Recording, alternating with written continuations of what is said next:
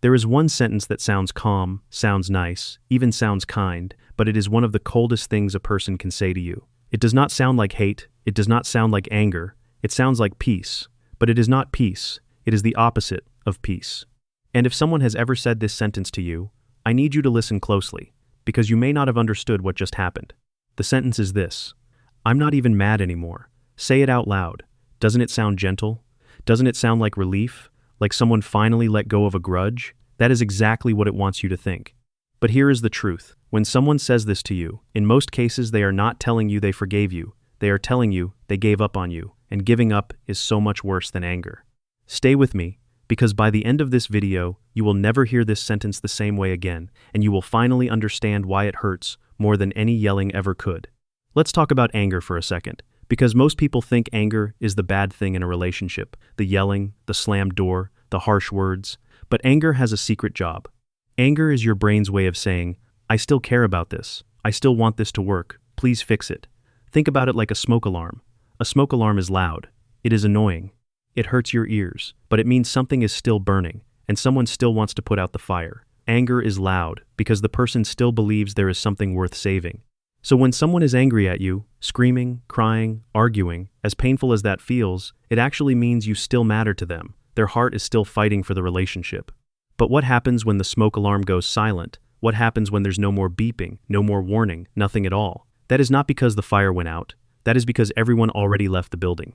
Psychologists who study relationships have found something surprising. They can predict, with scary accuracy, when a relationship is going to end, and it is not from watching couples fight. It is from watching couples stop fighting.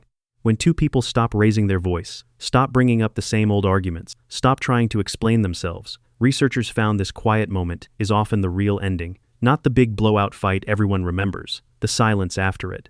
Because fighting means two people are still trying to reach each other, silence means one person already left, even if their body is still standing in the room. This is where I'm not even mad anymore comes from. It's not the finish line of anger, it's the finish line of caring. Let's slow down and go inside the mind of someone who says this phrase to you. Before they ever say those words out loud, something has already happened quietly, invisibly, over weeks or months. Every time you hurt them and didn't notice, every time you promised to change and didn't, every time you said, I'm sorry, but nothing actually got better, their brain was keeping score, not out of evil, not out of some master plan to hurt you, just out of self-protection. Human brains are built to protect us from repeated pain, so when pain keeps repeating with no relief, the brain does something clever. It starts pulling away emotional investment, little by little, like quietly taking money out of a bank account before the bank collapses. By the time they say, I'm not even mad anymore, the withdrawal is already done. There is nothing left in that account to lose. That is why they sound so calm. You cannot lose something you have already given up. And here's the part that stings the most. That calmness you're hearing is not strength. It's the sound of someone who has already grieved you while you were still standing right in front of them. Here is where most people get it completely wrong, and I want you to avoid this mistake. When someone says, I'm not even mad anymore, so many people breathe a sigh of relief. They think, oh good, the storm passed, we're okay now. But that is the trap.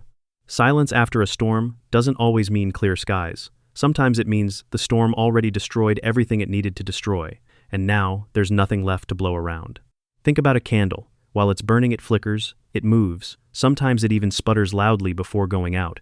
But once it's out, it's just still, quiet, no drama at all. People mistake quiet for fixed. They are not the same thing. Quiet can also mean finished. This is why so many people get blindsided when someone who seemed fine suddenly walks away completely. The warning wasn't loud. The warning was the absence of noise. Now let's break this down so it's simple and easy to spot, because this phrase almost never travels alone. It usually comes with 3 little friends, and once you know them, you'll never miss the signs again. The first one is short answers, where they used to explain their feelings in detail. Now you get one-word replies. Fine, okay, sure. This isn't laziness. This is a person who has stopped believing that explaining will change anything. The second one is no more effort to fix things. Notice if they stop trying to plan things with you, stop suggesting date nights, stop bringing up problems at all. People only stop trying when they've already decided trying isn't worth it anymore. And the third one is a strange kind of politeness. This one confuses people the most. Suddenly they're being extra polite, extra formal, almost like talking to a coworker instead of someone they love. That politeness is not kindness, it's distance. It's the same tone you'd use with a stranger, because emotionally, that's what you've become to them. If you notice all 3 of these together with, I'm not even mad anymore, you are not looking at peace, you are looking at an exit sign. Let me tell you a small story, because sometimes a story teaches faster than any explanation. Picture two roommates. One of them keeps leaving dirty dishes in the sink. Week 1, the other roommate gets annoyed and says something. Week 2, they bring it up again, a little louder this time. Week 3, there's a real argument. Doors get closed a little harder than usual. Then week 4, nothing. No comment, no sigh, no reminder. The dishes could pile up to the ceiling, and the other roommate wouldn't say a single word. Anyone watching from the outside might think, oh good, they must have worked it out. But anyone who has lived this knows the truth. The silence wasn't peace. It was the moment one roommate decided this apartment wasn't worth fighting for anymore. They already started planning to move out in their head, long before they said it out loud. This exact pattern shows up in friendships, in marriages, in family relationships, even at work with a boss who stops giving you feedback at all. The pattern is always the same. Noise, then more noise, then nothing, and that nothing is the loudest warning of all. Let's talk about why this quiet phrase can actually hurt more than someone screaming at you. When someone screams, you know exactly where you stand, you can respond, you can defend yourself, you can even fight back or apologize. There is a door open, even if it's a scary door. But, I'm not even mad anymore, closes the door so softly you don't even hear it click shut. There's nothing to argue with. You can't calm someone down who says they're already calm. You can't apologize your way out of something they say isn't even bothering them. The conversation is already over before you realized it started. This is why people describe this phrase as haunting. It doesn't attack you. It erases you, and being erased quietly is so much scarier than being yelled at loudly. I want to be fair here, because this isn't about painting anyone as a villain. Most people don't wake up one day and decide to stop caring about someone. It happens slowly, like a plant that stops getting watered. No one notices the exact day it started dying. They just notice one day that it's gone. People usually reach, I'm not even mad anymore after trying, and trying, and trying again, and feeling like nothing ever changed. It's not cruelty, it's exhaustion. It's a person protecting the last little piece of themselves that hasn't been hurt yet. Understanding this doesn't mean you should feel attacked if you've ever said this phrase to someone, or feel hopeless if someone said it to you. It means you finally understand what is actually happening underneath the words, and once you understand it, you can respond the right way, instead of the way most people do, which is nothing at all. So what should you actually do if you hear these words directed at you? Here's the part most videos skip, but I'm not going to skip it, because information without action is just trivia. First, do not argue with the phrase itself. Saying, no, you are mad, will only push them further away. Instead of arguing with their words, get curious about what's underneath them. Ask something simple like, what changed for you? Real questions, asked calmly, can sometimes reopen a door that seemed closed. Second, show change through action, not promises. Words stopped working for them a long time ago. That's exactly why they went quiet. If you want to reach them, you have to show up differently, consistently, without expecting instant forgiveness. Third, accept that you might be too late, and that's okay. This is the hardest one. Sometimes the account really is empty, and no amount of effort will refill it. If that's the case, the healthiest thing you can do is let go with grace instead of chasing someone who has already left emotionally. Chasing someone who has checked out doesn't bring them back. It just delays your own healing. This doesn't only show up in spoken words. It shows up in texting too, and honestly, it might be even easier to spot there once you know what to look for. You know those long paragraph texts someone used to send you? The ones where they explained exactly how they felt? Maybe even a little dramatic? Maybe even annoying at times? Notice when those turn into one-line replies. K, yeah, LOL okay. People don't suddenly become bad at texting. They become tired of texting someone who they feel doesn't really hear them. The paragraphs stop because the person no longer believes writing more will change the outcome. It's the digital version of, I'm not even mad anymore, and it's just as easy to miss if you're not paying attention. Now let's flip this around for a second, because maybe you're not the person who heard this phrase, maybe you're the person who said it. If you've ever told someone, I'm not even mad anymore, and meant it in that quiet, tired, done kind of way, I want you to know something important. That feeling is valid. You are allowed to protect your own heart. You are allowed to stop pouring water into a cup that keeps leaking. But be honest with yourself about what you're really feeling.